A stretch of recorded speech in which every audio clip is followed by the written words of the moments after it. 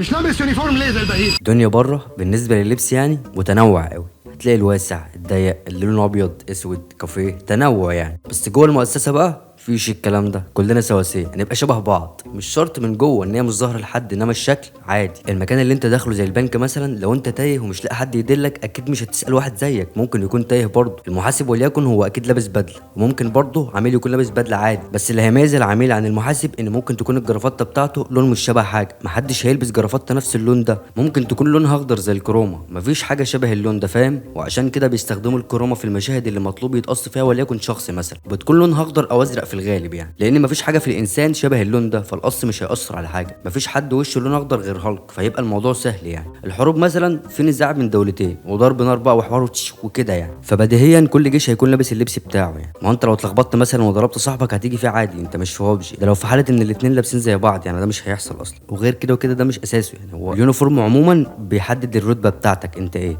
فانت معدي من قدامك رتبه وليكن اكبر منك فتاخد الامر منه، وانت بتبقى عارف انه اعلى منك او اقل وهو داخل عليك، مش محتاج يعرف نفسه يعني. شركات الامن السكيورتي جايه من شركه الامن، اليونيفورم بتاعه عليه اللوجو تعريف الكيان انتمائي يعني، وبرضه كحفظ وسلام يعني. مثال للسلامه مثلا يونيفورم ابطال المطاف، مش هينفع يكون اللبس بتاعهم مصنوع من البلاستيك. الناس دي بتشتغل تحت ضغط ابن لذينه حرفيا، مش كلام وخلاص. في مبنى كده والع وجواه ناس، هو بقى المفروض ينفذ شغله ويدخل كده ويحاول يطفي وينقذ الناس دي. اللبس بيساعده برضه، غير ان ده شغله. مثلا بيبقى لابس جوانتي لسلامته يعني، يمسك الخرطوم عشان يطفي ما يتزحلقش منه.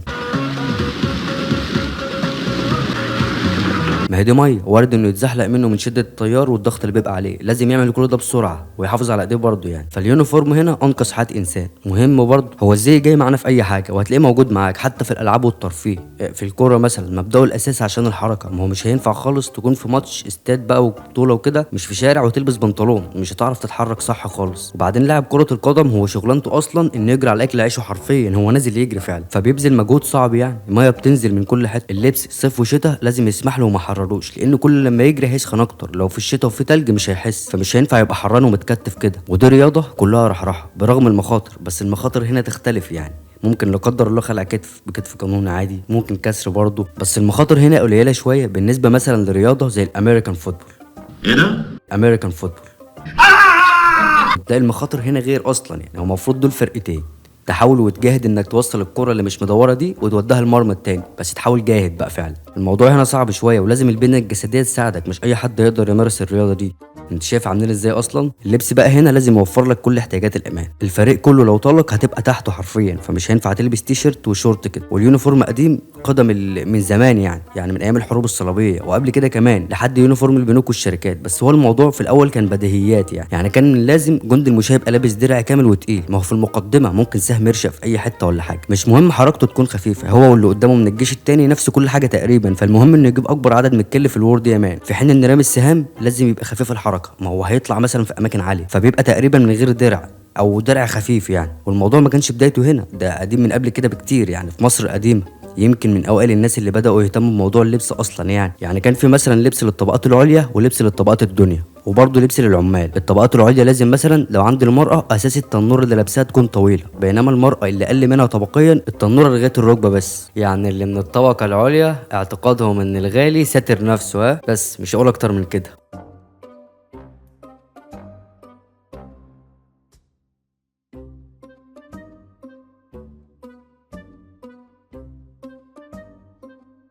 والعمال كان لازم لبسهم يبقى مرحرح كده، شغله كله مشقة، مش هينفع يلبس لبس تقيل برضه. والملوك غير ان لبسهم طويل كان بيبقى مشغول مطرز يعني بمجوهرات وذهب وياقوت ومرجان والماس. في بقى حاجه من الحاجات اللي تخص اليونيفورم، وطالما جبنا السيره يبقى لازم نتكلم عنه. يونيفورم او الزي المدرسي زمان مش دلوقتي يعني. مثلا ليه اصحى من النوم البس قميص لبني او سماوي او ازرق يعني؟ مش فاهم، شكله ما كانش حلو والله. مدير المدرسه كان متعاقد مع الافريقيا ايامها باين. بينما على صعيد اخر بنلاحظ اليونيفورم بتاع المدارس الخاصه جميل كده. الواحد كان بيحس بعنصريه من وهو صغير والله يا جدعان. يعني هو يصحى الصبح ممكن يلبس سويت بانتس او تيشيرت بولو عليه لوجو المدرسه. ده لو احنا في الصيف يعني، وفي الشتاء بيبقى لابس سويت شيرت وغالبا بيبقى رصاصي. احنا صيف شتاء لابسين القميص اللي بيمتص درجه الحراره ده. صيف شتاء حران وجدد اصلا. هو احنا ما كناش بنشوف الطالب ده في مجمع المدارس الحكومي اللي بنبقى فيه، ومدرسته بتبقى في مكان تاني اصلا، فبنقابل الولد البيكت ده وهو بيستنى الباص، وانت بتستنى آلة تانية ممكن توديك، ممكن تكون ميكروباص مثلا. لو سمحت ممكن ابتدى واحد.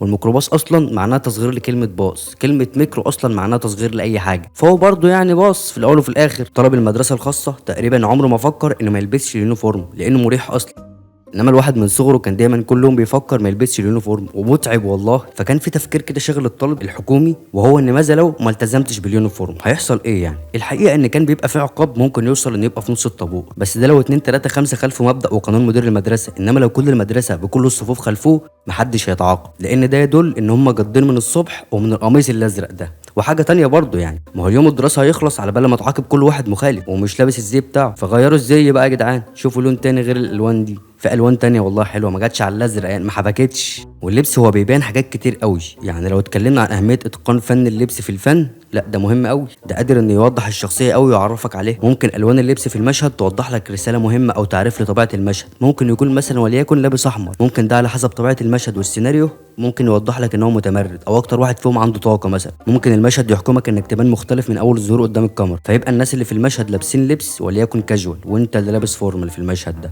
ما هو كل حركه مش هتكون عشوائيه او عبثيه كده، كل حاجه مدروسه بالظبط يعني. في المسرح اللبس بيبقى فيه صعب شويه، طقس جوه المسرح واحد مش هيتغير، مش هيكون ساقعه مثلا، ممكن يكون الجو حر وانت بتعمل دور تاريخي في شتاء، فهتلبس وهتحمل على نفسك ايش لبس وايش صوف، وممكن توصل لباروكه، ما هو تاريخي هتلبس الشخصيه فعلا استنادا كما اتى في الروايات يعني. فاستحمل بقى، انت هتبقى جادد برضه زي ما كنت في المدرسه بالزي بتاعك اللي كان لونه ازرق. فالمهم احنا بندور في حلقه مغلقه اصلا طول الحياه، لبس المدرسه اللي بتبقى جادد منه، لبس الشغل اللي بتبقى جادد منه برضه، او حتى لو رحت للترفيه انك تمارس رياضه برضه. والفن برضه في يونيفورم ده، حتى من قبل ما تروح الشغل وقبل ما تستلمه وانت بتعمل انترفيو لازم يكون في يونيفورم اساسا، مش هينفع تروح لابس كاجوال. الانطباع الاول يا مان هو اللي بيفرق وبيحدد مكانتك وبيحدد للي قدامك قد ايه انت حد ملتزم ومنظم ومهتم بمظهرك قدام الناس والعملاء. وفي النهايه الزي المدرسي على الرغم ان كان شكله مش احسن حاجه، بس والله كانت ايام. وشاوت اوت لمدير المدرسه، كان اي مدير مدرسه عموما معلم اجيال والله. وبس كده، لو عجبك اللي بقدمه ممكن عادي جدا تدوس سبسكرايب ولايك، ولو عايز تدي كومنت قشطه.